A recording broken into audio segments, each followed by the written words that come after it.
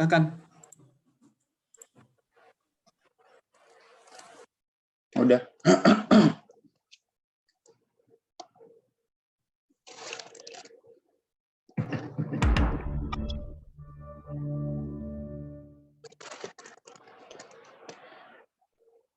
Alright, ya, selamat pagi semuanya. Sebelumnya saya mau cerita dikit nih. Tadi sahur saya kan pakai es batu gitu ya. Assalamualaikum warahmatullahi wabarakatuh. Waalaikumsalam warahmatullahi wabarakatuh. Saja nih. Ya, siap. Kami dari kelompok 4 nih, kita mau presentasi, ingin membawakan apa sih tentang akun payable dan lain-lain. Terus siapa aja yang presentasi lah? Bisa dilihat di layar ini, ada kucing-kucing yang manis-manis ini. Pertama ada Ajeng, absen 2. Saya sendiri Cahyo, absen 11. Niken, absen 21. Taufik 22, dan Widya 27. Oke. Kita langsung lanjut aja ya. Lanjut, next. Lah, ini nih film yang akan kita tonton. Judulnya Payable Processing and Unrecord Liabilities. Di sini ada beberapa episode nih, ada episode pertama program audit, kedua surat konfirmasi utang, yang ketiga kertas kerja konfirmasi utang, dan yang terakhir adalah schedule audit. Next. Ya, kita masuk ke episode 1 dulu nih, Payable Processing dan Unrecorded Liabilities. Episode 1 program audit. Ya.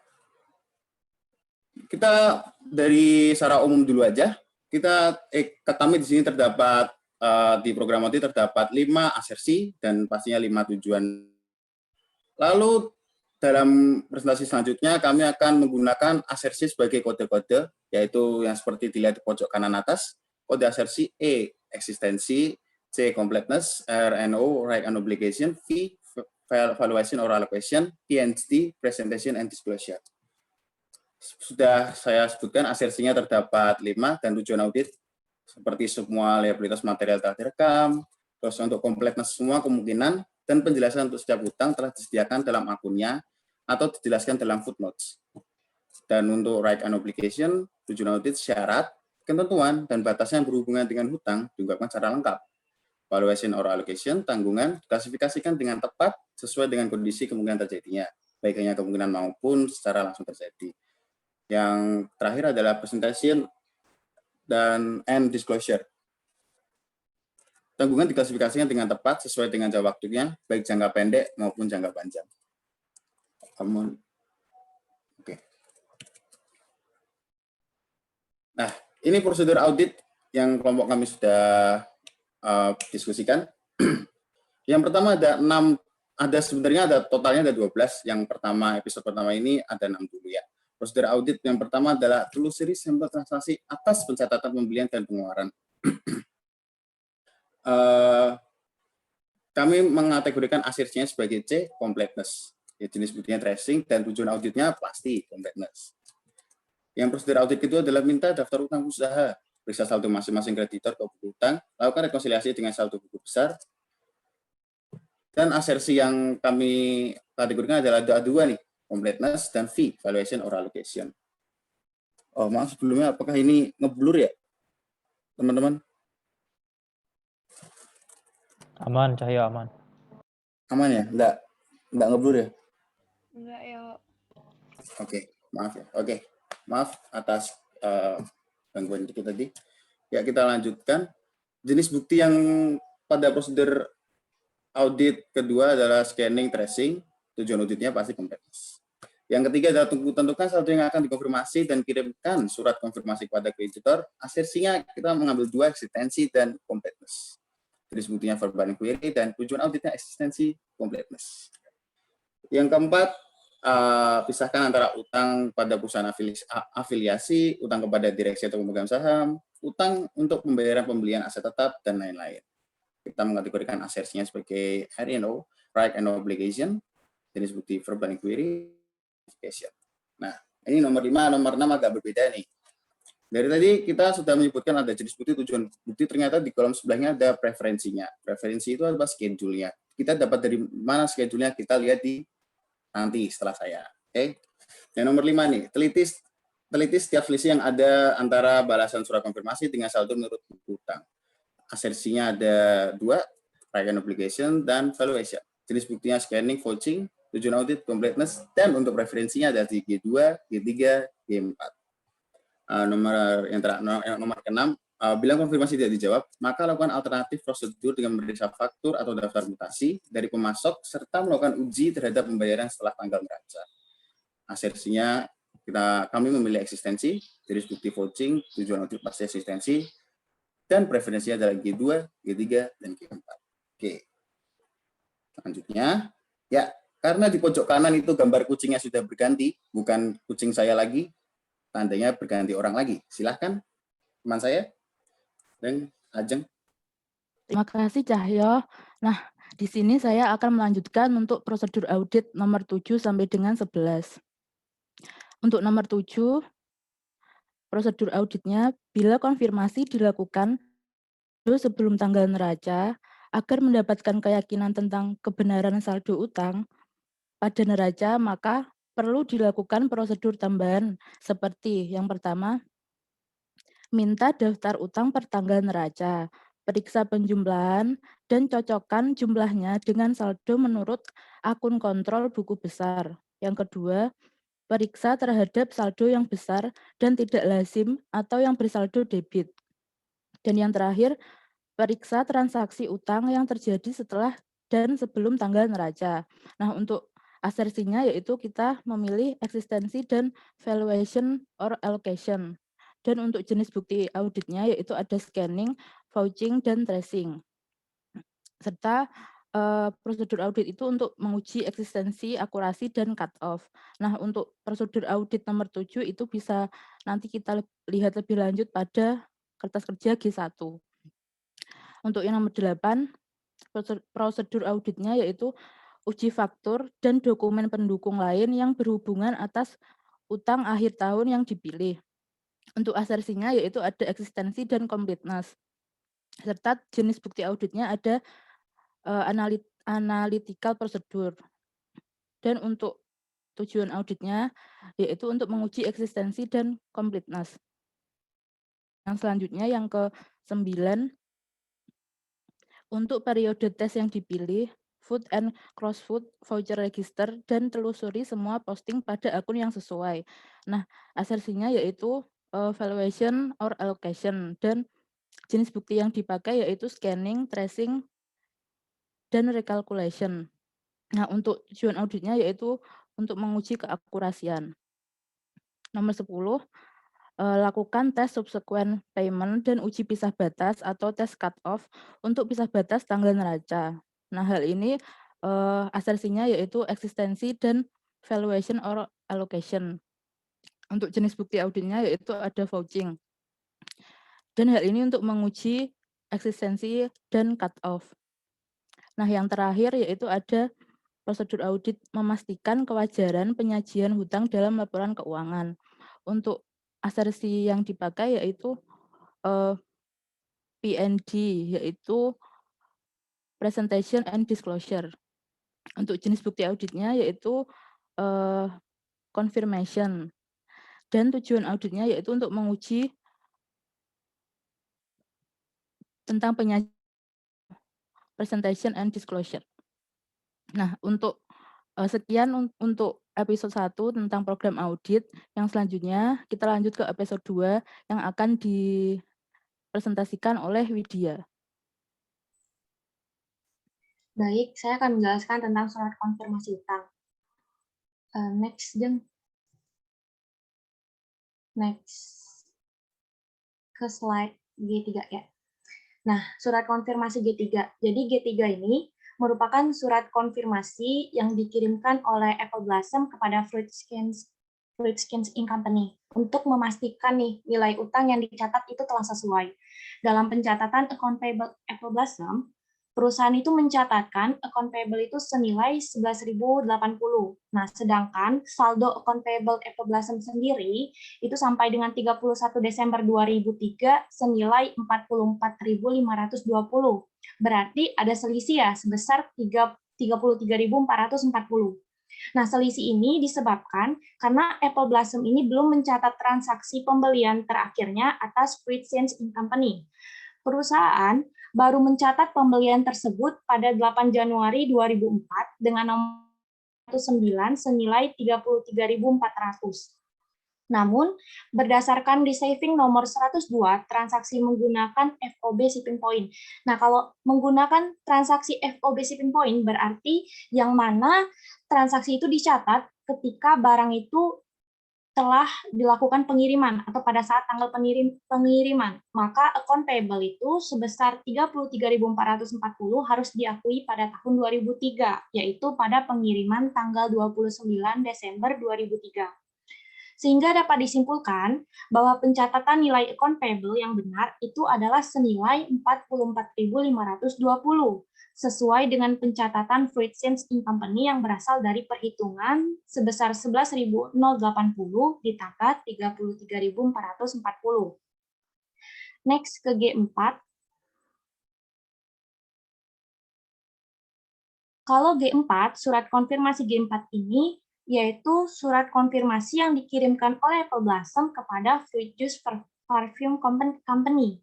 Hasil surat konfirmasi tersebut menyatakan bahwa saldo account payable Apple Blossom kepada Fruit Juice Perfume Company sampai dengan tanggal 31 Desember 2020 sebesar 124.600. Saldo tersebut berbeda dengan saldo yang dicatat oleh Apple Blossom, yaitu sebesar 109.120.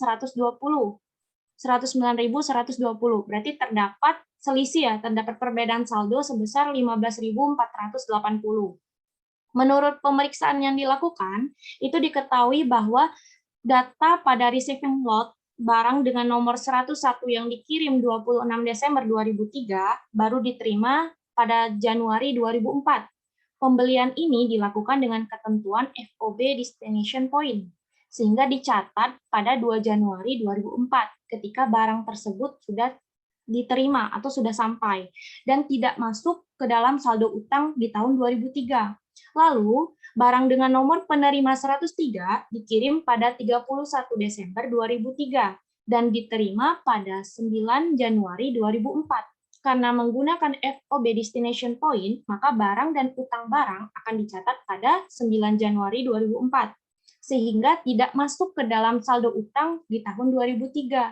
Lalu barang nomor 1212 dikirim pada tanggal 30 Desember 2003 dan diterima pada tanggal 31 Desember 2003. Barang dan utang yang terkait harus itu dicatat oleh Apple Blossom itu pada tanggal 31 Desember 2003 sebesar 15.480.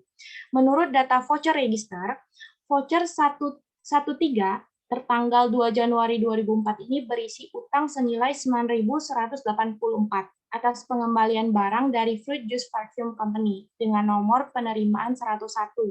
Utang dan pembayarannya itu diakui pada tahun 2004. Lalu, voucher 16 tertanggal 6 Januari 2004 berisi utang sebesar 15.480 atas pembelian barang dengan nomor penerimaan 1212. Voucher ini baru diterbitkan pada tanggal tersebut sehingga saldo utang senilai 15.480 atas Fruit Juice Perfume Company masih harus diakui pada laporan tahun 2003. Lalu, voucher 112 tertanggal 1 Januari 2004 berisi utang sebesar 4.320 atas pembelian barang dengan nomor penerima 103. Utang dan pembayarannya itu diakui pada tahun 2004. Maka dari itu, ditentukanlah bahwa saldo utang Apple Blossom pada Fruit Juice Perfume Company ini menurut auditor itu sebesar 124.600. Dan perlu dilakukan penyesuaian. Penyesuaiannya itu sebesar 15.80. Next.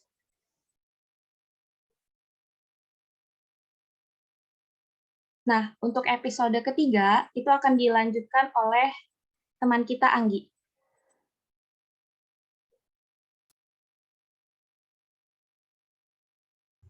Terima kasih, Widya. Ya, selanjutnya kami akan beralih ke next episode, yaitu episode 3, mengenai kertas kerja konfirmasi utang. Next. Ya, di sini terdapat 2 tabel. Yang sebelah kiri merupakan rincian atas saldo utang perusahaan. Sebelah kiri, yuk belum next. Cayo. Ya, yang sebelah kiri ini merupakan rincian atas saldo utang perusahaan, sedangkan yang sebelah kanan merupakan tabel account payable per book dari masing-masing vendor. Nah, next. Nah, selanjutnya ini merupakan exhibit 8, yaitu list atas voucher register dan receiving log akhir 2003 dan awal 2004. Next. Schedule G2 ya. Nah, kita akan beralih ke kertas kerja pembantu. Sebelumnya, yuk. Maaf, putus-putus ini nge-lag di sininya. Mohon maaf. Ya, ini. Nah, kita akan beralih ke kertas kerja pembantu G2. Nah, di G2 ini kami akan mencari dan menuliskan apa saja saldo utang yang belum terrecord oleh Apple Blossom yang seharusnya masuk dalam kategori utang pada tahun 2003. Di sini kami menemukan beberapa voucher yang belum dimasukkan. Nah, yang pertama ada voucher 1/1 dari vendor Central Power and Light dengan invoice data pada tanggal 2 Januari 2004, sedangkan service date-nya adalah 15 November sampai 22 Desember 2003. Voucher ini merupakan utang atas servis listrik Apple Blossom untuk bulan Desember yang belum tercatat, sehingga dibutuhkannya adjusting journal entry sebesar 1.100 yang akan tertera pada AJE 1 di kertas kerja G1. Nah, yang kedua, ada voucher nomor 1/6 dari vendor Fruit Juicy Perfume Company dengan invoice date 6 Januari 2004 dan receiving date 31 Desember 2003. Voucher ini berisikan utang atas pembelian 150 cases face cream yang ada pada receiving log nomor 12/12. Dikarenakan pembelian ini menganut sistem FOB destination, seperti yang kita sudah pelajari di akuntansi sebelumnya, akan diakui ketika barang yang dibeli telah sampai pada tempat tujuan, yaitu pada tanggal 31 Desember 2003. Sedangkan kalau FOB shipping point, utang akan diakui saat barang telah keluar dari gudang vendor. Sehingga atas voucher ini, kami akan mengajukan adjusting journal entry sebesar 15.480 pada AJI 2 di G1. Nah, yang ketiga ada voucher nomor 1/7 dari vendor A to Z Janitorial dengan invoice date tanggal 6 Januari 2004 dan service date untuk bulan Desember. Voucher ini tidak jauh beda dengan nomor 1/1, yaitu berisi pengeluaran atas jasa janitorial untuk bulan Desember yang belum dicatat, sehingga kami mengajukan adjusting journal entry sebesar 230 pada AJI 3 yang akan tertera pada schedule G1. Nah, yang keempat ada voucher nomor 1/9 dari vendor Fruit Sense dengan invoice date 8 Januari 2004 dan ship date tanggal 29 Desember 2003. Voucher ini berisi pembelian atas 100 cases R320 Apple Oil ada pada receiving log nomor 1/02. Nah, dikarenakan pembelian menggunakan terms FOB shipping point yang artinya utang diakui saat keluar dari gudang vendor, maka seharusnya utang ini diakui pada bulan Desember 2003, yaitu saat ship date-nya. Sehingga kami mengajukan adanya adjusting journal entry pada di G1. Yang terakhir, ada voucher nomor 1/8 dari vendor Flash Freight dengan invoice date 8 Januari 2004 dan service date 29 Desember 2003. Voucher ini berisikan beban pengiriman atas voucher di atasnya, yaitu voucher 1/9 yang seharusnya menjadi biaya perolehan atas pembeliannya. Dan ini belum dicatat pengeluarannya pada tahun 2003. Nah, karena terms-nya merupakan FOB shipping point, maka kami mengajukan adjusting journal entry pada AJ4 menyatu dengan voucher 1/9 pada G1. Nah, kurang lebih sekian penjabaran dari kertas kerja G2, maka selanjutnya akan ada pembahasan kertas kerja G1 yang akan dilakukan oleh Saudara Taufik. Terima kasih. Baik, terima kasih Saudari Anggi atas penjelasan atas schedule G2. Kemudian saya akan melanjutkan terkait dengan schedule G1. Nah, di sini bisa kita lihat terdapat dua tabel. Yang pertama adalah tabel terkait dengan schedule account payable per tanggal 31 Desember 2003. Kemudian yang tabel sebelah kirinya yaitu adalah adjusting entries seperti yang telah dijelaskan oleh Saudari Anggi tadi. Nah, kita lihat terkait dengan schedule account payable yang berada di sisi kanan. Nah, di situ kita bisa lihat ya, terdapat list-list utang dari Apple Blossom Kalan Company. Yang pertama adalah untuk voucher 12-08 Etoile Janitorial dengan nilai 125. Kemudian voucher nomor 12-10 Hard Murphy Office Filters dengan nilai 8.400. Kemudian voucher nomor 12-15 atas vendor Norton Exterminators dengan nilai 70. Kemudian 12-21 atas vendor Fruit Juicy Perfume Co dengan nilai 109.120. Kemudian voucher nomor 12-31 dengan atas vendor Apple Valley Security dengan nilai 1.485. Kemudian voucher nomor 12-34 atas vendor Edwards, Overstreet and Gilley dengan nilai 4.820. Kemudian voucher nomor 12-35 atas vendor Fruit Sense Inc. dengan nilai 11.880. Kemudian voucher nomor 12-42 atas vendor Place Freight Co. dengan nilai 400. Kemudian yang terakhir adalah 12-43 atas vendor Dr. Edward Abel dengan nilai 50. Nah, ini adalah account payable saat per book, jadi sebelum adanya adjusting entries. Sehingga diperlukan balance per booknya adalah 135.550.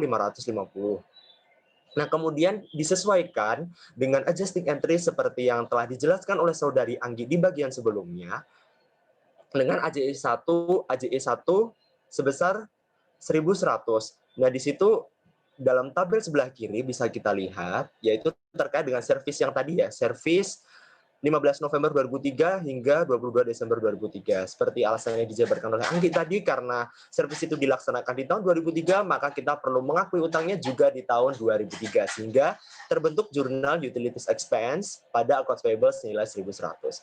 Kemudian AJE yang kedua, yaitu senilai Rp15.480, seperti yang dijelaskan oleh Anggi tadi, karena dia menggunakan FOB Destination Point, dan per tanggal 31 Desember 2003 barang telah tiba di Apple Blossom Kalan Company. Oleh karena itu, accounts payable-nya sudah boleh diakui, sehingga akan timbul jurnal koreksi inventory pada accounts payable senilai 15.480. Kemudian adjusting entries yang ketiga yaitu terkait dengan miscellaneous expense atau voucher register untuk jasa pada bulan Desember. Seperti aja yang pertama, karena jasa servis itu dilakukan pada tahun 2003, sehingga perlu diakui di tahun 2003 juga. Sehingga akan timbul jurnal koreksi miscellaneous expense pada accounts payable senilai 230. Nah, kemudian adjusting entries yang terakhir yaitu senilai 33.840. Seperti yang dijelaskan oleh Anggi tadi, karena FOB yang dianut di transaksi ini adalah FOB shipping point dan tanggal saat barang itu telah dimasukkan ke dalam pengirim adalah 29 Desember 2003, oleh karena itu utang tersebut bisa diakui, yaitu inventory pada accounts payable senilai 33.840. Kenapa 33.840? Kenapa tidak 33.440? Hal ini dikarenakan ini termasuk freak-nya, teman-teman. Nah, karena di sini kita mengasumsikan bahwa menganut sistem freak-nya itu termasuk ke dalam akun inventory. Seperti itu. Jadi, mohon maaf, apakah layarnya tiba-tiba hilang ya, teman-teman ya? Live screen-nya. Hilang. Iya, betul.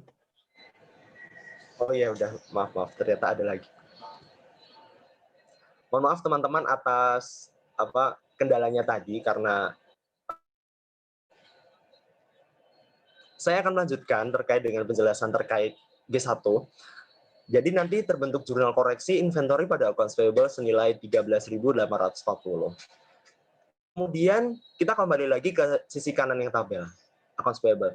Nah, di situ terdapat notes tertentu dan di bawahnya terdapat keterangan tertentu. Di situ ada terdapat huruf U, Y, C, dan J. Nah, untuk yang U bahwasannya transaksi itu telah ditrace ke cash disbursement journal yang terdapat di Exhibit 7. Nah, tadi kan di Exhibit 7, di sisi yang sebelah kiri itu terdapat cash disbursement journalnya. Kita juga telah mengecek kepada cash disbursement journal tersebut. Nah, kemudian voucher to vendors, invoice, and other supporting document, yaitu untuk yang Y. Kemudian yang footed, nah footed ini sebenarnya dia itu untuk penjumlahan ya teman-teman. Jadi teman-teman nggak usah bingung. Jadi footed ini untuk terkait penjumlahan. Kemudian untuk C confirmed to client, yaitu maksudnya adalah kita telah auditor telah mengonfirmasi terkait dengan AJI tersebut ke kliennya, yang dimaksud klien di sini adalah Apple Blossom Kallen Company. Kemudian trace to voucher register for January 2008. Seperti itu. Nah, sekian presentasi dari saya. Kemudian untuk episode selanjutnya terkait dengan schedule audit akan dijelaskan oleh Saudari Niken. Silakan Niken. Oke, terima kasih Taufik. Selanjutnya yang terakhir yaitu episode terakhir ini tentang schedule audit. Next slide. Nah, di sini di schedule audit ini terdiri dari 2 schedule. Yang pertama yaitu supporting schedule atau schedule pendukungnya, yang kedua ada lead schedule atau schedule utamanya. Nah, ini yang pertama yaitu supporting schedule atau schedule pendukung. Nah, di schedule pendukung ini berisi saldo per book masing-masing vendor dengan penyesuaiannya atau koreksinya sehingga menghasilkan saldo per auditnya. Nah, di sini ada 10 daftar vendor dan ada 5 yang mengalami koreksi atas saldo per book-nya. Untuk saldo per book masing-masing vendor, teman-teman bisa lihat di buku kasus Apple Blossom di halaman 209. Baik, yang pertama E to Z editorial. Nah, di sini saldo per book-nya sebesar 5. Dan ada koreksi atas voucher register untuk jasa pada bulan Desember yang belum tercatat sebesar 230 sehingga saldo per auditnya menjadi 305. Selanjutnya yang kedua ada Hart Murphy Office Auditor. Ini tidak ada koreksi atas saldo per book-nya sehingga saldo per book dengan saldonya sama yaitu sebesar 8.400.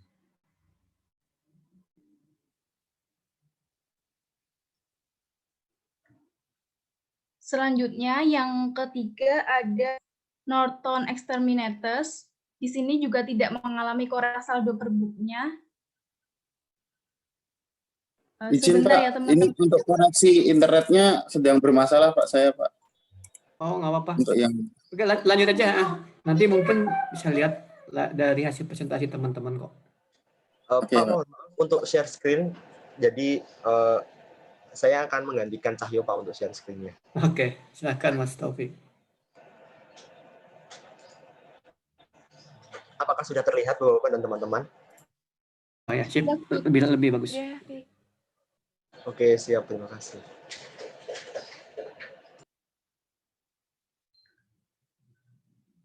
Silakan untuk Saudari Niken untuk melanjutkan. Ya, makasih Taufik. Selanjutnya yang nomor 3 yaitu ada Norton Exterminators. Nah, di sini juga tidak mengalami koreksi saldo per book-nya sehingga antara saldo per book dengan per auditnya sama yaitu 70. Selanjutnya yang keempat ada Fruit Juicy Plum. Di sini saldo per book-nya sebesar 9.120 dan koreksi atas pembelian yang belum tercatat yaitu sebesar 1.480 sehingga menambah saldo per auditnya menjadi 124.600. Yang kelima itu ada Apple Value Security. Di sini juga tidak sih atas saldo per book-nya sehingga saldo per book dengan saldo out sama yaitu sebesar 1.485. Selanjutnya yang keenam ada Edward Overseas. Di sini juga tidak ada koreksi atas saldo per book-nya sehingga antara saldo per book besar 420. Selanjutnya yang ketujuh ada incorporation. Di sini saldo per book 11.080 dan ada koreksi atas pembelian yang belum tercatat yaitu sebesar 33.400 sehingga saldo per auditnya menjadi 44.520. Selanjutnya yang ke-8 ada Flash Freight Corporation. Di sini saldo per book-nya 400 dan ada koreksi atas pengiriman yang belum tercatat sebesar 400 sehingga per auditnya menjadi 800. Lalu yang ke-9 ada Central Power and Light Corporation. Di sini saldo per book-nya 0, ada koreksi atas servis listrik yang belum tercatat sebesar 100 sehingga menghasilkan saldo per auditnya menjadi 1.100. Ada Dr. Edward Abel, di sini saldo per book-nya 0 dan tidak ada koreksi atas saldo per book sehingga saldo per auditnya sama dengan saldo per book yaitu 50.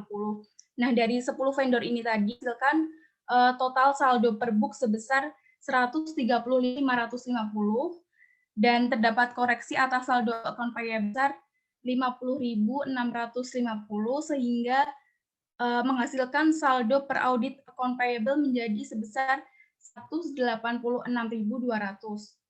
Selanjutnya untuk schedule-nya Taufik.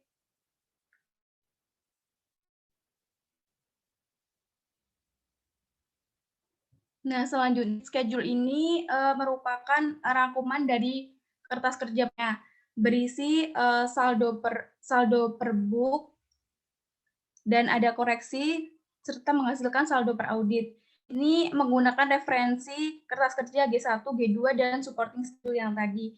Di saldo per audit tahun 2020 sebesar 223.161 dan saldo per book 2003 yaitu 135.550 dengan ada koreksi dengan menambah saldo account payable di sisi kredit yaitu sebesar 50.650 sehingga menghasilkan saldo per audit Apple Blossom account payable ini di 2003 sebesar 186.200. Sekian dari kami. Untuk selanjutnya saya kembalikan ke Cahyo selaku moderator. Terima kasih.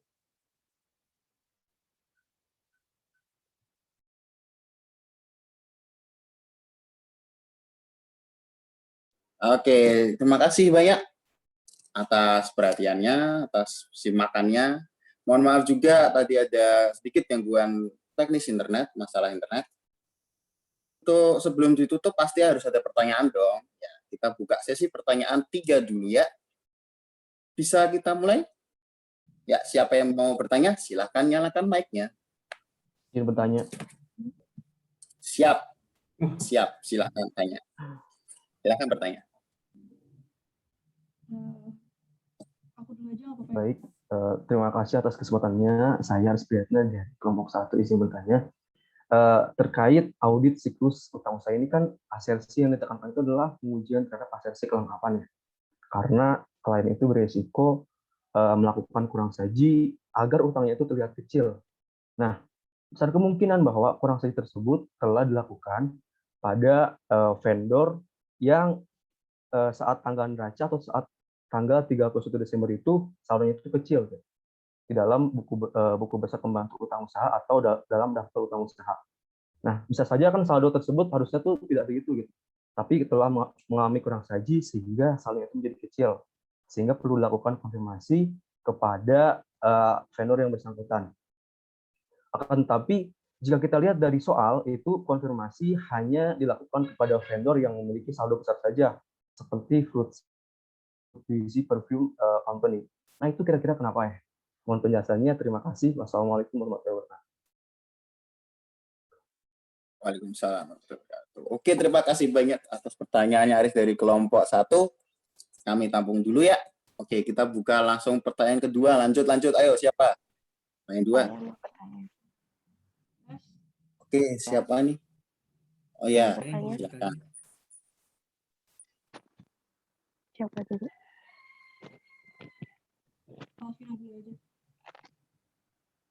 Seperti Alvira. Mau bertanya.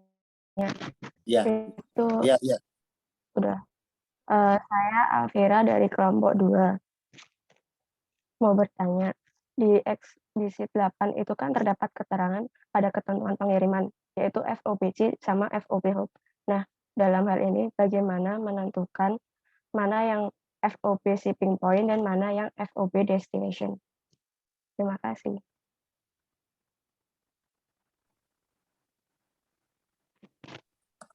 Oke, Taufik, aman pertanyaannya? Insya Oke, Allah bisa aman. ditulis ya. Oke, bisa ditulis ya, jadi ya. Oke. Iya, nanti bisa ditulis sendiri kok. Oke, siap. Lanjutnya untuk pertanyaan terakhir untuk sesi pertama, pertanyaan ketiga. Ya, siapa yuk? Tes, apakah suara saya terdengar? Ini siapa? Oh, Caca. Ya, Terdengar, Catami ya. Ya. Masuk.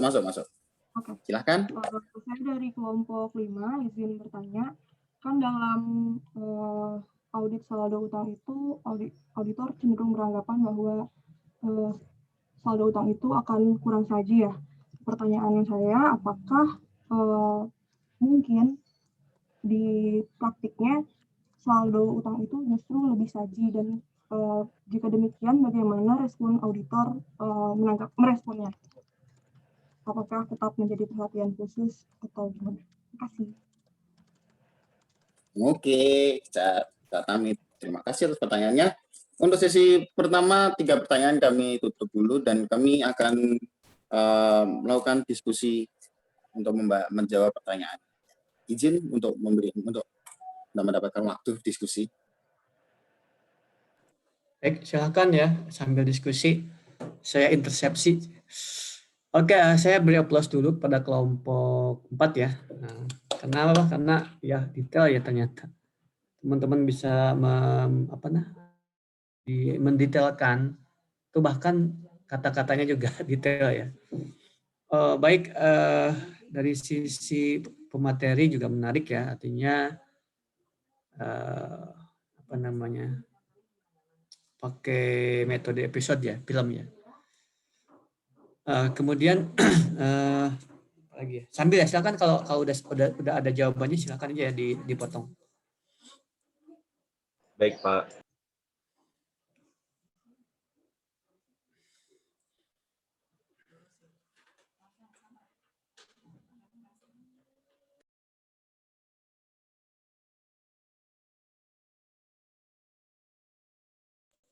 Untuk pertanyaan-pertanyaan juga ya, termasuk yang agak berat juga silakan yang jawabnya ya.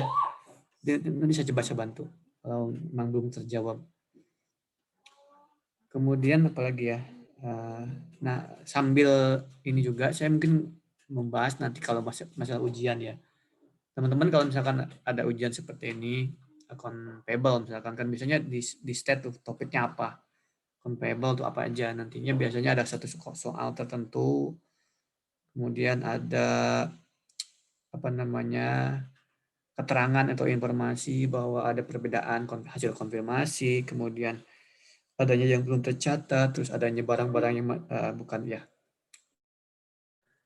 yang atau dari pemasok yang masih di luar gitu kan, seperti itu, masih belum nyampe gitu. Nanti teman-teman lakukan yang sama ya, artinya teman-teman bikin schedule utamanya, lead schedule-nya, dan kemudian nanti juga supportingnya dulu untuk melihat perhitungan masing-masingnya, baru terakhir dengan lead schedule-nya itu lebih ke accountable-nya doang ya, berapa kayak tadi ya, itu aja sih gambaran kayaknya seperti itu ya. Jadi nggak kemana-mana nanti teman-teman bikin jawabannya. Silakan mungkin kelompok 4 kalau sudah.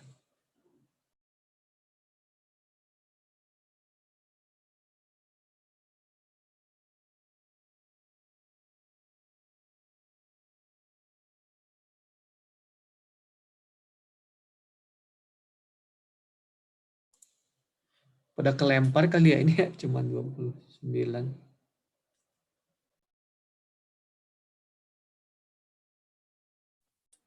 Oke, Pak. Izin memberikan jawaban. Silakan. Untuk yang pertama, kami menjawab pertanyaan dari terlebih dahulu ya. Silakan dijawab oleh Alvira, dijawab oleh ya, yang menjawab Alvira. Niken, oleh Niken. Halo. Ya, Cahyo. Izin menjawab pertanyaan dari Alvira. Tadi Alvira tanya, di keterangan pada 8 itu, di ketentuan pengirimannya, ada keterangan FOBC dan FOB Hope. Nah, ini tuh bagaimana menentukan mana yang menjadi FOB shipping point dan mana yang menjadi destination. Nah, untuk menjawab pertanyaan ini, kita bisa lihat di bagian G3 halaman 211 mengenai surat konfirmasi yang dikirim ke Fruitsen. Nah, di surat konfirmasi ini, di bagian alamat surat, tertera bahwa Fruitsen ini merupakan perusahaan yang terletak di Hope, Michigan. Sehingga di sini FOB Hope mempunyai arti bahwa transfer kepemilikan terjadi di Hope atau di tempat penjual, yang artinya berarti biaya angkut barang serta tanggung jawab atas terhadap barang dagang dalam perjalanan gudang penjual menuju ke gudang pembeli menjadi tanggung jawab pembeli. Hingga di sini FOB Hope sama dengan FOB shipping point. Nah, untuk yang FOBC, nah di dalam surat konfirmasi ini bisa lihat alamat dari Apple Blossom Company dan kop suratnya itu tertera bahwa Blossom terletak di Chicago. Jadi ini FOBC berarti serah terima kepemilikan terjadi barang sampai di Chicago, yang artinya biaya barang dan tanggung jawab atas segala risiko terhadap barang dagang dalam perjalanan dari gudang menuju ke gudang dari gudang jual menuju ke gudang pembeli merupakan tanggung jawab penjual. Nah, sehingga di sini FOBC sama dengan FOB destination. Mungkin itu Alvira, apa sudah cukup jelas? Sudah, Niken. Terima kasih ya, Niken. Sama-sama, Alvira. Oke, untuk selanjutnya pertanyaan dari Caca terlebih dahulu ya. Ladies first ya, Haris sabar ya.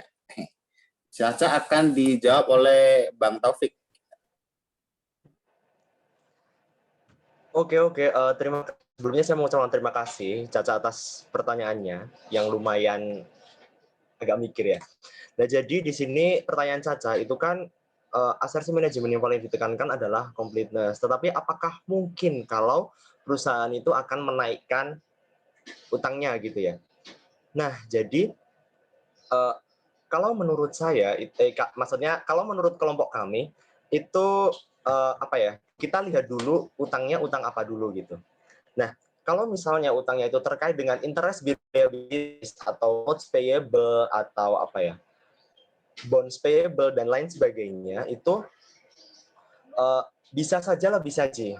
Nah, kenapa bisa lebih saji? Nah, jadi karena kami mengasumsikan untuk keperluan pajak. Nah, kita kan sudah mengetahui ya kalau misalnya utang nanti, kalau utang yang interest bearing liabilities seperti notes payable, bonds payable itu nanti akan menimbulkan beban bunga, ya kan? Nanti akan menimbulkan beban bunga, yang nanti beban bunga itu akan menjadi pengurang penghasilan kena pajak. Jadi penghasilan yang akan kena pajak itu menjadi lebih sedikit, dan pajaknya itu akan menjadi lebih sedikit, seperti itu. Nah, tetapi kalau misalnya kita melihat utang dari sisi yang lain, yaitu accounts payable, yang notabene tidak, itu kemungkinannya kecil sekali, bahkan hampir tidak ada. Kenapa? Karena pastikan accounts payable ini akan timbul rasio, yaitu seperti current ratio atau rasio-rasio yang lain, yang apabila accounts payable-nya besar akan menghasilkan rasio yang buruk atau rasio yang jelek gitulah. Nah, jadi untuk yang accounts payable, peluang untuk lebih sajinya lebih kecil dari yang interest bearing liability seperti bonds payable seperti itu. Yang accounts payable untuk keperluan rasio dan yang untuk interest bearing liabilities itu nanti bisa untuk pengurang pajak. Itu jawaban dari kami, Caca. Apakah masih ada yang ingin ditanyakan lagi? Jadi kalau misalnya agak sedikit ya, misalnya yang tadi interest bearing note itu tadi ada lebih saji, udah beda konteks sama account payable ya berarti? Iya, sudah beda konteks. Oke, terima kasih kembali Caca. Oke, sudah Caca udah terjawab. Untuk ini ya nih, cowoknya nih, yang dari Aris akan dijawab oleh Mbak Widya. Silahkan Mbak Widya, waktu dan tempatnya saya silahkan.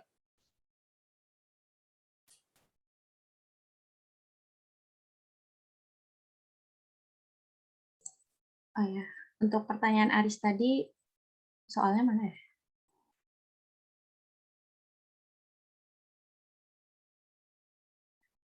Maaf dia untuk soalnya hilang, tapi intinya buat yang pertanyaan Aris itu dia terkait sama itu yang kenapa tidak dilakukan konfirmasi terhadap utang yang kecil. Ya, pertama itu karena kita tuh cuma sampel ya, karena cuma sampel. Lalu yang kedua tuh material-material itu kalau misal kita nih menggunakan material-material nanti itu butuh biaya gitu, butuh waktu dan lain-lain gitu. Nah, untuk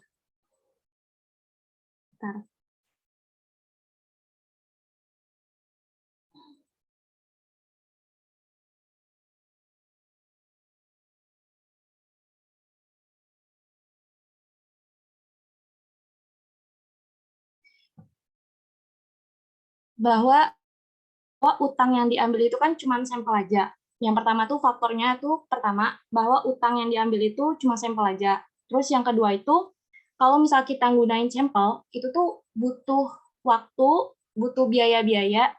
Jadi hal tersebut tuh kita gunain itu aja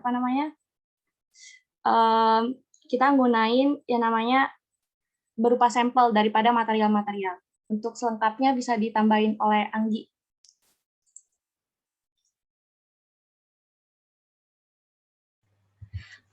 Iya, coba mengulangi penjelasan Widya.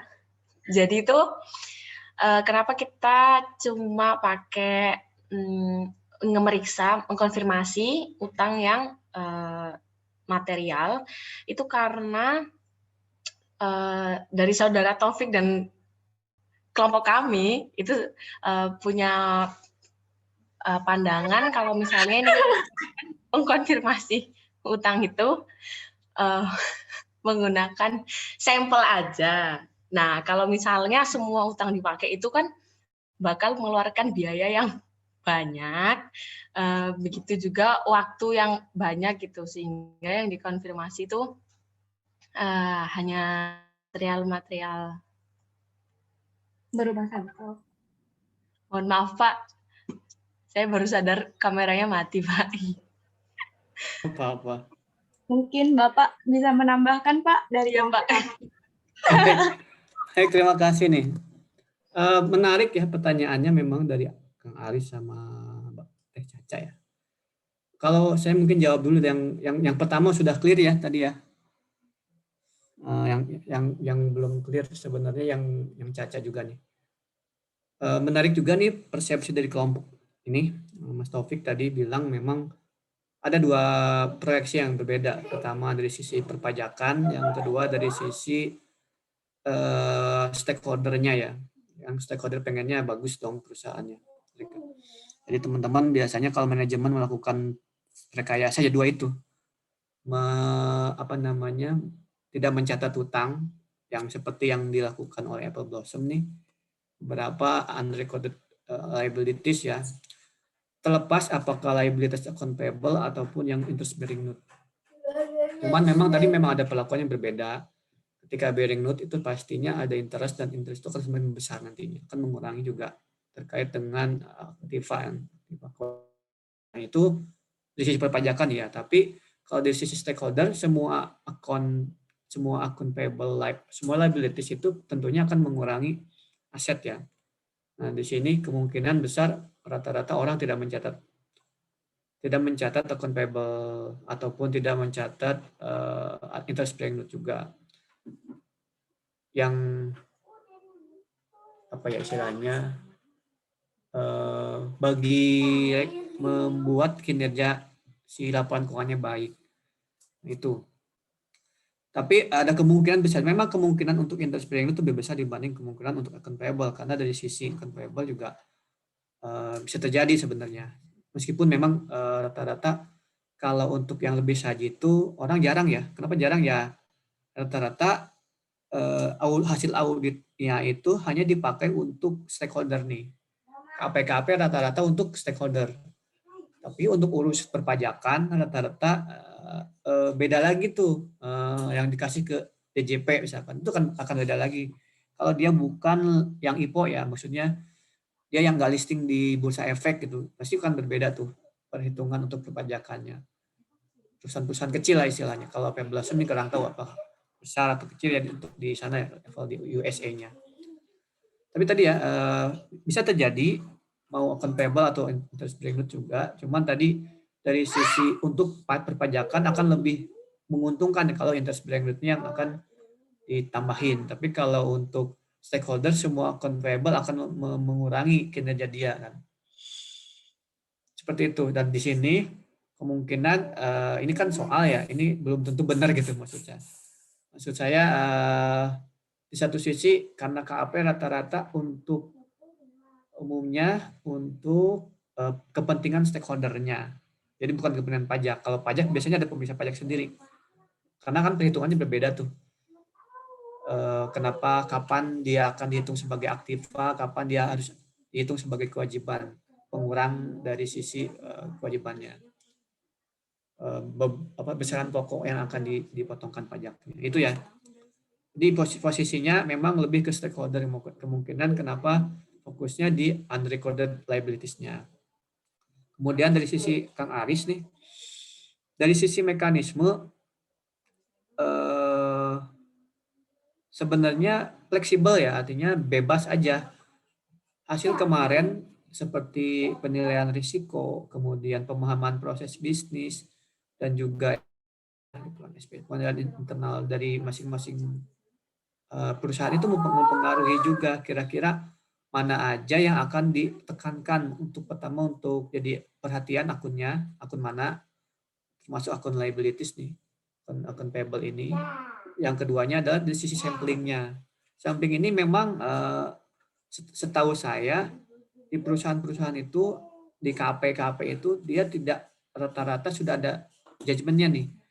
Kira-kira kalau materialitasnya segini, di atas materialitas baru diperiksa. Kalau enggak, biasanya enggak. Kenapa? Pertama, dari sisi cost and benefit-nya. Kalau misalkan kita meriksa yang semua akun yang kecil-kecil gitu kan, kemudian koreksinya juga nggak banyak, misalkan seperti itu. Nah, tentunya dia kalau banding biaya untuk memperoleh artinya temuan ya. Kalau biasanya kalau kami itu temuan. Kalau temuannya lebih besar daripada cost-nya itu enak gitu kan. Artinya kita udah ada nilai tambahnya nih buat perusahaan koreksinya. Tapi kalau dari sisi KP itu nggak mikirnya cost-nya, lebih banyak cost-nya. Artinya kalau terlalu banyak kita nggak pakai sampling atau semuanya kita cek, tentunya pertama dari sisi biaya dia kontrak dari awal kan tentunya nggak berbeda tuh. Dan perusahaan pun nggak akan mau mengeluarkan biaya yang gede-gede. Tahu sendirilah kalau perusahaan untuk KP, oke dia pengen ada pemeriksaan oleh KP, tapi jangan banyak-banyak ya, terutama yang perusahaan kecil ya. Makanya dia nggak pakai yang perusahaan Big Four ya biasanya. KP Big Four nggak, kalau perusahaan kecil. Yang biasa aja.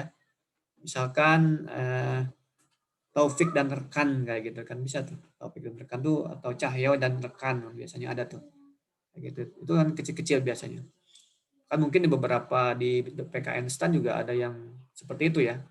Jadi bantu gitu kan terkait dengan tentang teman-teman juga kalau ada yang lagi pada magang gitu kan biasanya ada di KP itu diikutkan juga kayak gitu. Jadi memang tergantung biayanya. Dan itu pasti juga melibatkan harinya juga ya. Kalau semakin banyak yang kita cek, maka akan semakin banyak pula langkah kerja dan juga waktunya yang dihabiskan. Sedangkan biayanya tetap harus kita bayar kan. Seperti itu. Jadi makanya semuanya ini sekarang melakukan pengujian itu berbasis hasil SPI-nya dan juga berbasis resikonya. Teman-teman gini aja, logis aja kalau misalnya teman-teman mau meriksa ya di satu account payable-nya, kira-kira mau meriksa yang kecil-kecil atau yang gede-gede. Yang mana kemungkinan yang besarnya kan kalau gede-gede dan transaksinya juga banyak gitu. Yang gede-gede kan tentunya ada kesalahannya akan lebih banyak, terutama SPI-nya misalkan jelek tuh. Hasil SPI-nya nggak ada otorisasinya kurang gitu. Itu pasti diambil tuh. Tapi misalkan ada kemungkinan yang kecil-kecil juga bisa ditarik nih. Kenapa? Siapa tahu untuk untuk pemasok-pemasok tertentu kita lihat itu sebagai yang kayaknya ini fiktif gitu pemasoknya. Pemasoknya itu kecil-kecil, dia nilainya kecil-kecil tapi kayaknya nggak ketika cek vendornya tuh nggak ada gitu, kayaknya oh kok di Google tuh nggak kelihatan apa sih vendor ini. Nah itu juga bisa tuh seperti itu. Jadi selain nilai besaran account payable-nya juga ditambah dengan hasil penilaian risiko dan SPI-nya. Jadi risikonya semakin rendah, maka tidak akan dilakukan pengujian. Kalau risikonya tinggi ya terkait dengan masalah error gitu di sana, SPI-nya dan sebagainya, itu pasti dilakukan pengujian. Jadi kalau dari jawaban saya seperti itu.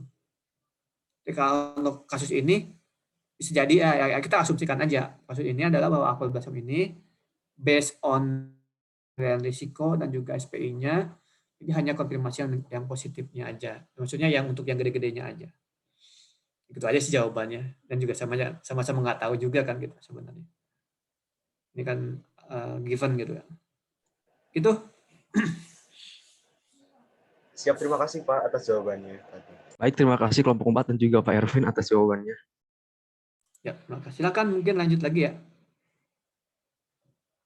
Mau ada berapa pertanyaan lagi? Oh iya Pak, sesi kedua Pak. Oke, silakan. Oh ya, untuk sesi kedua kami buka nih. Untuk pertanyaan keempat. Ya, silahkan yang mau bertanya silahkan open mic. Saya izin bertanya. Ya, silahkan Ihan. Ya, terima kasih. Jadi saya Raihan dari kelompok 2, izin bertanya. Dalam AJ2, kenapa menggunakan akun inventory sebagai adjustment? Kenapa tidak cost of sales? Karena dilihat dari rasio inventory-nya selalu turun, dan di siklus inventory sudah tercatat inventory sebesar 15.400 sekian, 15.480. Mungkin seperti itu saja. Terima kasih. Oke, siap. Terima kasih Yan atas pertanyaannya. Udah, Taufik aman? Insya Allah aman. Oke, siap. Oke, aman. Ya, kami tampung dulu untuk selanjutnya pertanyaan kelima. Ya, yang mau bertanya, open mic.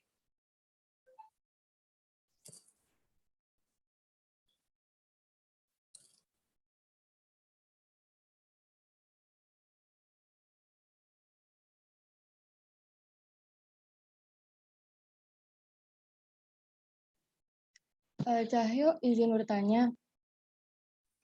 Oke lah, silahkan. Ya, saya Lala, program dari kelompok 3, izin tanya ke teman-teman kelompok 4. Nah, di bagian program audit teman-teman itu, contohnya seperti di poin 5 dan 7, itu kalian mencantumkan jenis bukti auditnya ada scanning dan vouching. Nah, itu berbarengan. Nah, secara spesifik, apa bedanya antara scanning dan vouching itu? Dan kenapa teman-teman itu nyantumin dua-duanya, nggak salah satu aja? Terima kasih. Ya, terima kasih juga atas pertanyaannya. Taufik aman ya pertanyaannya ya? Catatannya? Oke, nggak hilang lagi ya? Oke. Nah, next pertanyaan. Pertanyaan terakhir, last but not least. Pertanyaan ke 6 ya? 6. Silahkan, open mic.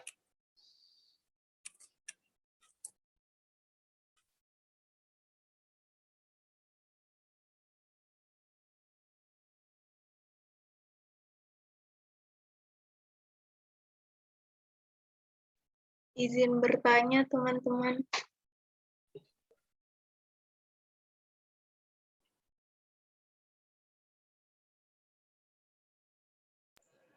izin bertanya.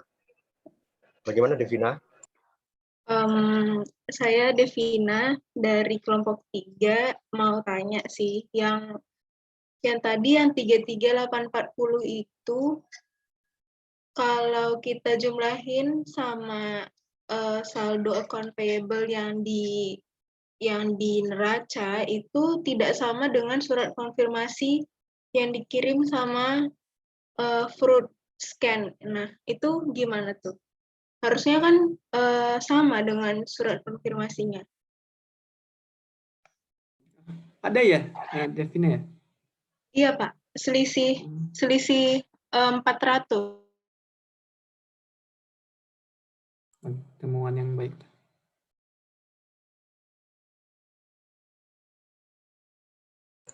Baik, terima kasih Devina. Kemudian Pak Ervin dan teman-teman sekalian, kami kelompok 4 mohon izin untuk mendiskusikan jawabannya terlebih dahulu. Baik, makasih Mas Taufik. Mungkin teman-teman dari kelompok lain juga bisa bantu ya, karena ini kan untuk kebaikan semua juga nanti. Artinya kalau ada hal-hal yang belum dijawab bisa dijawab juga.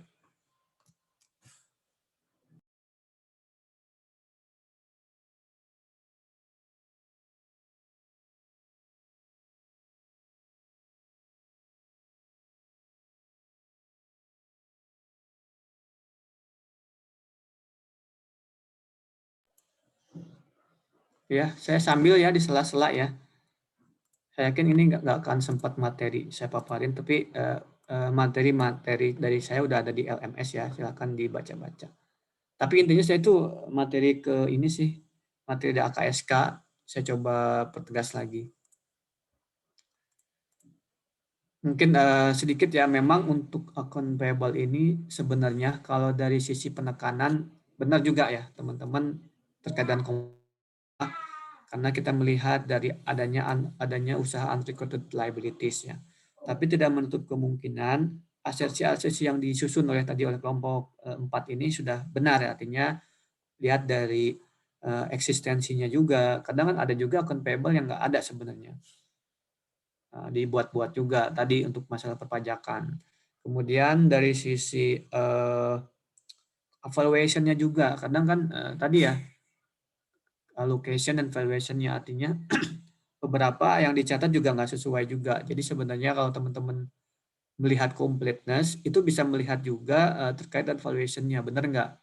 Termasuk right and obligation-nya juga ya teman-teman, apakah benar ini segini nih account payable-nya yang dimiliki oleh perusahaan. Siapa tahu belum sebenarnya. Masalahnya cut off-nya tadi belum masuk sebenarnya. Harusnya tidak diakui, malah diakui. Jadi sebenarnya meskipun completeness menjadi penekanan utama, tapi dari sisi yang lain juga bisa dilihat ya. Tapi ya setahu saya completeness itu memang ya semua ya, dari sisi dokumen harus ada semua, valuation-nya juga nanti bisa dilihat kayak gitu ya. Jadi termasuk yang ini ya istilahnya satu aset itu bisa semua mencakup hampir semuanya. Gitu. Gimana?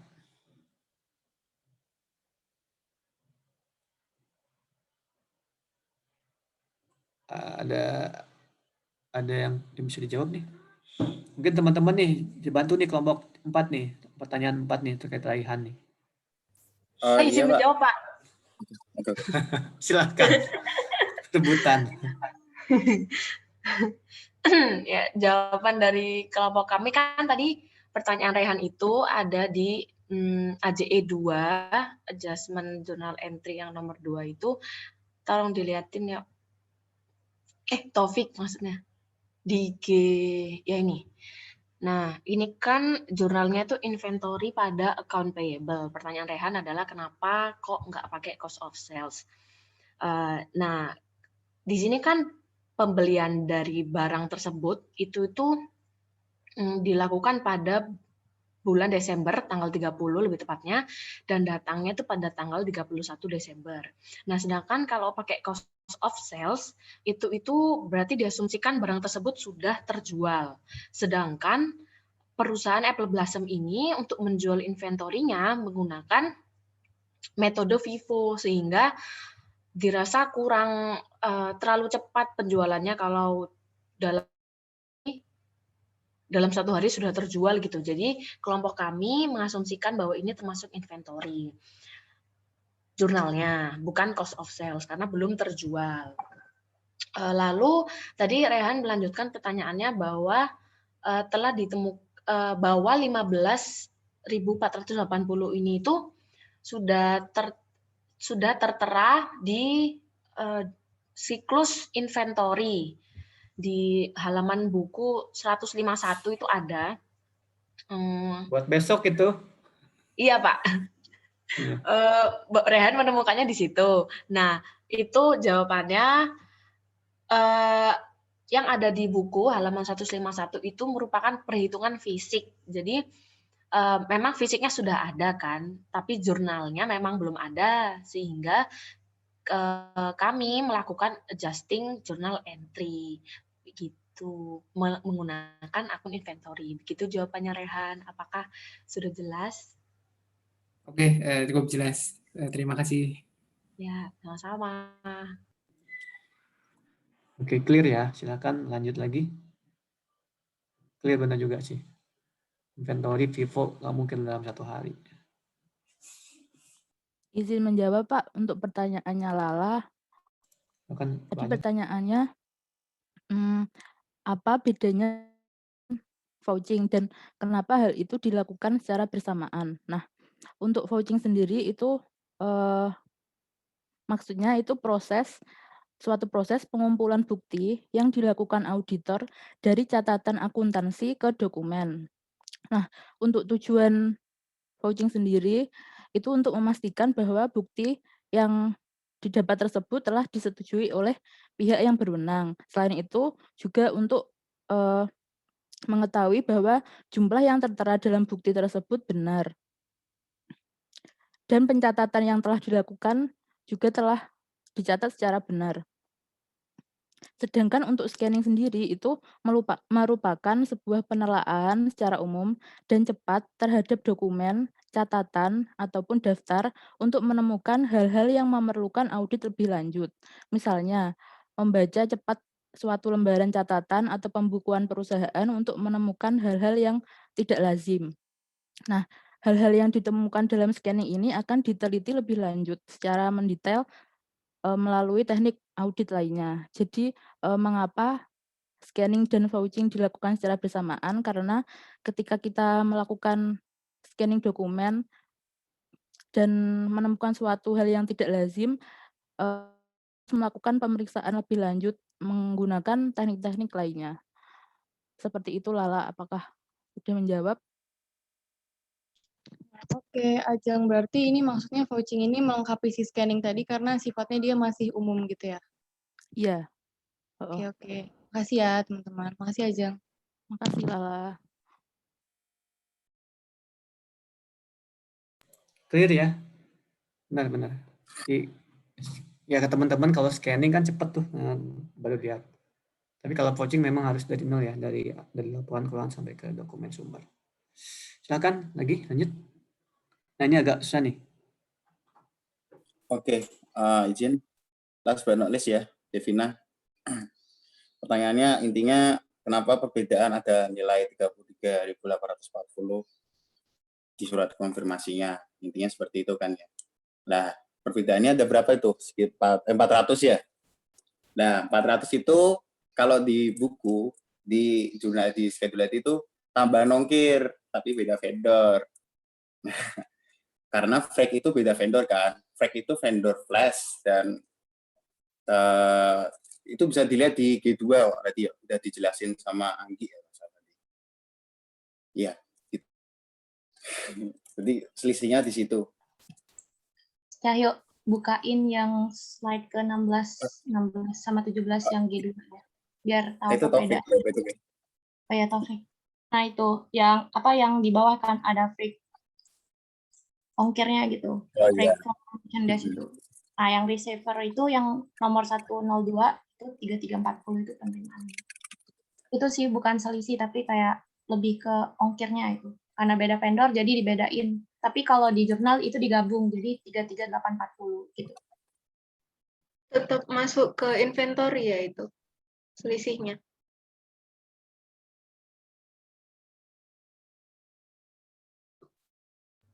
Izin menjawab, iya tetap masuk inventory, Devina, karena itu kan termasuk biaya perolehan dari pembelian barang. 100 cases R320 Apple Oil kalau nggak salah tadi ya. Nah, itu makanya termasuk inventory gitu. Oke, terima kasih kelompok 4 dan teman-teman. Baik. Clear ya. Ternyata ya. Baik, gimana Pak Moderator? Cukup kali ya? Oh iya Pak, udah Pak. Terima kasih atas pertanyaannya dan partisipasinya. Oh, saya tutup ya Pak untuk presentasinya Pak. Siap. Oke. Terima kasih udah mengikuti untuk presentasi ini dan memberikan dan bertanya dan Oke, itu aja cukup presentasinya dari kelompok 4. Apabila ada kesalahan, pastinya pasti ada salah karena kesempurnaan yang Tuhan. Dan jangan lupa kalau habis buka puasa tuh jangan main kartu. Assalamualaikum warahmatullahi wabarakatuh. Waalaikumsalam. Cakep. Baik, kelompok 4 ya, kita beri plus untuk 4. Terima kasih dari sisi jawaban juga ya, sangat detail ya teman-teman. Sepertinya memang sudah expert nih dari sisi akuntansinya nih. Jadi karena kan memang kecuali mungkin nanti ya kalau kita ngomongin masalah lanjutan ya AKL. Kalau AKL ini agak susah nih, agak tricky. Tapi kalau lihat dari kasus-kasusnya ini lebih ke minimal AKM lah ya. Ya AKM teman-teman juga sudah expert lah di situ. Baik, karena saya yakin kalau misalkan udah tahu sampai seperti itu ya paling nanti waktu ujiannya juga analisisnya nggak jauh beda. Mungkin dari sisi konfirmasi ada perbedaannya, gapnya baru dijadikan jadi sebagai koreksi terkait dengan jurnalnya apa aja juga bisa dilihat di situ. Dan jangan lupa kayak tadi teman-teman bilang bahwa tadi kan itu masuknya inventory karena ada pivotnya kan, karena kan nggak mungkin dalam satu hari. Nah itu bisa juga diasumsikan ya, tulisnya aja di situ. Kalau nggak ada asumsi ya di sana di soalnya asumsikan jurnalnya seperti ini, bukan cost of sale-nya seperti itu kan. Sepertinya sudah clear ya teman-teman untuk pertemuan kali ini. Oke, karena waktunya cuma sedikit lagi. Dan mungkin lebih sedikit memaparkan terkait dengan tugas untuk minggu depan nih. Tugas terakhir sebelum teman-teman liburan ya. Di pertemuan 5 ini. Sebenarnya nggak jauh beda dari yang kemarin. Jadi akun-akun aja yang kita lakukan pengujian ya. Kemarin jualan, kemudian sekarang utang, kondisi payable, kemudian utang, dan sekarang adalah terkait dengan ini. Inventory nih teman-teman. Coba bisa dilihat di bukunya ya. Yang kita kerjakan nanti dari mulai jam 9 ke depan di halaman 132. Ya fokusnya nggak 132 sih. Di halaman 127 ya teman-teman, assignment 4 di sana. Jadi terkait dengan inventory dan pembelian ya, purchasesnya. Nah kira-kira bisa dilihat juga dari sisi internal control di sana. Kemudian kira-kira apa aja yang perlu diperhatikan? Pertama terkait dengan adanya inventory yang telah dikirimkan tapi belum dicatat ya. Ini juga termasuk apa nih inventory-nya.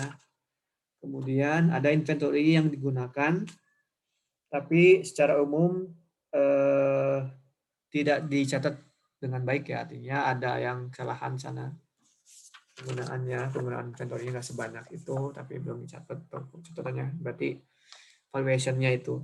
Kemudian purchases terkait dengan pembelian yang dicatat, tapi sebenarnya barangnya belum sampai ya, itu juga termasuk dengan ini, apalagi di akhir tahun ya, itu masalah cut off biasanya. Kemudian adanya merchandise inventory, barang dagang yang telah diterima tapi belum dicatat sebagai pembelian, juga sering terjadi ya. Kemudian ada juga fokus yang teman-teman lakukan pengujiannya ya ini, memahami ini udah cukup besar gitu. Berarti nanti contohnya purchases yang dicatat tapi error katanya, catat kesalahan, berarti nanti kemungkinan kita ngecek apakah pencatatannya sesuai dengan buku besarnya, itu biasanya. Kemudian unauthorized pembelian yang tidak diotorisasi tapi dibikin, biasanya nanti ada tuh kira-kira hasil konfirmasinya juga dari konfirmasi ya. Kemudian ada inventory yang dicuri. Nah ini biasanya perhitungan fisik tuh, teman-teman ngecek di fisiknya ada nggak. Kemudian termasuk untuk yang ini ya, yang salah dihitung, salah di jumlah juga. Itu biasanya masalah footing dan cross footingnya juga dari sisi perhitungannya. Tapi kalau yang dihitung berarti yang langsung fisiknya ya, dilihat perhitungan fisiknya kayak gimana. Saya kalau inventory akan lebih mudah kalau menurut saya sih kalau inventory ya. Nah, untuk ada program audit 143 ya. Seperti itu, dan juga ada nih di 145 nih terkait dengan misalnya cost per case. Jadi nanti teman-teman ngitung berapa sih ada kesalahan perhitungannya enggak, kuantitinya enggak. Kemudian ada perhitungan salah dari sisi jumlahnya enggak, jumlah dolarnya enggak. Juga termasuk dari apakah ada yang di shipment-nya. Oh ini udah jelas sih rata-rata. Mudah-mudahan teman-teman nih bisa ngerti lah, maksudnya dan perusahaan dagang kan pastinya persediaan itu sangat penting. Nanti kalau misalkan lebih susah lagi kalau teman-teman ngomongin masalah apa coba? Masalah produsen sendiri ya, work in process, finished good, itu lebih ribet lagi. Karena ada overhead cost-nya kan kayak gitu ya, hitung-hitungnya. Vivo-nya juga dihitung. Nah di sini kemungkinan besar ini katanya Vivo ya ini.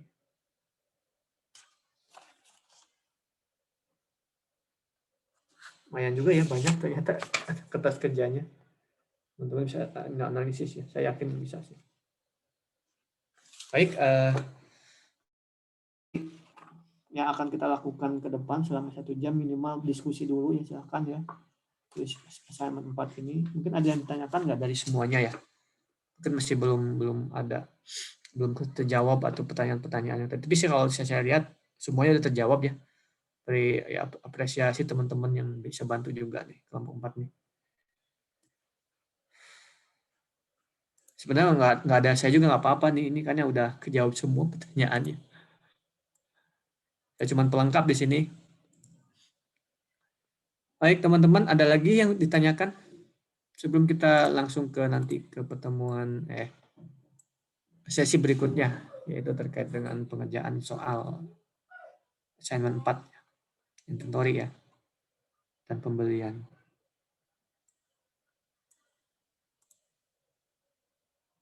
Kayaknya udah cukup jelas ya, dan teman-teman sepertinya saya mau tanya nih, kalau teman-teman ngerjain kayak gini bentuknya gimana ya kalau komunikasi dengan tim, dengan anggota yang lain?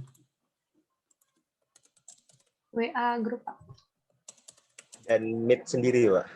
Dan Meet sendiri. Oke. Udah buat sendiri-sendiri, Pak. Oh gitu. Jadi udah dibagi-bagi ya, seakan ini siapa gitu ya? Enggak? Iya, Pak. Iya, Pak, udah. Bagus sih. Ya bagus sih seperti itu. Jadi kalau saya serangkan sedikit terkait dengan apa yang dilakukan oleh anggota tim dalam suatu tim KAP ya. Jadi biasanya ada program kerja yang tadi yang kalian teman-teman itu bikin, kemudian masing-masing prosedur itu dibikinin tuh. Si ini ABC ini siapa? Misalkan Caca atau Lala atau Widya atau Taufik ya. Siapa, terus kemudian ada waktunya berapa hari. Kemudian terkait dengan tadi yang dibuat oleh tim ini ya. Coba sebut lagi ya, coba saya sampaikan di awal. Ini nih. Telusuri sampel transaksi atas pencatatan pembelian pengeluaran. Terus minta data tulisannya udah ditentuin siapa nih nantinya yang akan mengambilnya. Dan kadang gini, nggak dalam satu waktu. Artinya yang pertama kan kalau perolehan data itu nggak mungkin banyak orang ya, satu orang, yang lainnya mengerjakan pemahaman bisnis, proses bisnisnya kayak gitu. Jadi biasanya nggak beraturan. Aturannya itu ketika udah dapat data semua baru tuh digender tuh. Artinya account payable siapa yang, kan misalkan nanti ada sampelnya ada 100, nanti bagi-bagi nih. Ada yang siapa, ada yang siapa, ada yang siapa nanti. Jadi memang kondusif ya nanti teman-teman pengerjaannya. Kemudian apa lagi ya? Cukup sih kayak. Terima kasih ya teman-teman, meskipun offline gitu ya, teman-teman bisa kerja sendiri gitu maksudnya. Itu yang saya apresiasi ya. Jadi sebagai kelompok nggak susah sebenarnya kalau kayak gini. Kira-kira gimana? Ada yang tanyakan lagi? Kalau dari absensi sudah absensi semua, aman. Cuman ini kayaknya Tiara absen 17 deh Tiara ya, bukan 18 ya. Iya Pak, itu Iya. absen yang Yang sebelumnya ya, kelas sebelumnya ya. iya Pak. Ya nggak apa. Tapi saya kan udah tahu oh ini. Oke, baik, kita mungkin lanjut lagi ke silahkan diskusi. Biasanya kan nggak langsung aja ya, tadi baca-baca dulu. Baik teman-teman kelompok ini masing-masing, mungkin presentasi kelompok 5 ya. Jadi pas banget lah sebelum Lebaran semua kelompok sudah tampil. Setelah Lebaran mungkin kita balik lagi. Oh iya, setelah Lebaran gimana ya? Oh balik lagi? Mana, Fik? Atau mau di random gitu? Sampelnya atau presentasi kelompoknya. Gimana? Maksudnya yang di random lagi itu urutannya.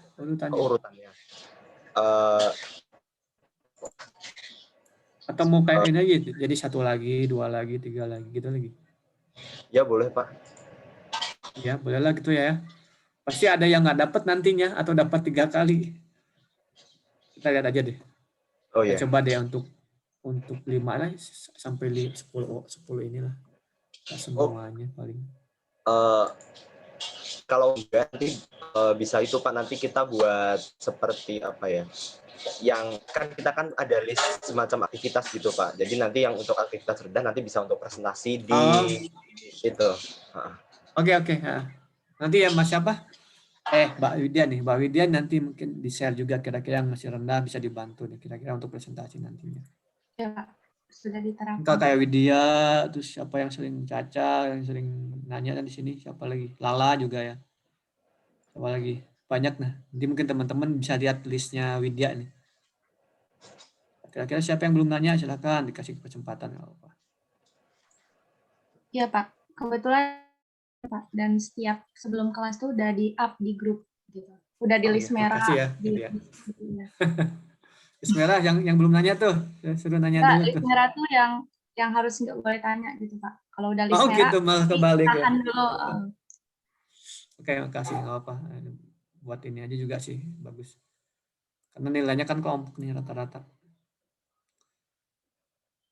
Oke, coba saya juga lihat nih beberapa sekolah juga menerapkan tidak ada ranking ya untuk kayak offline kayak gini yang pertama-tama ya, karena kan banyak hal ya.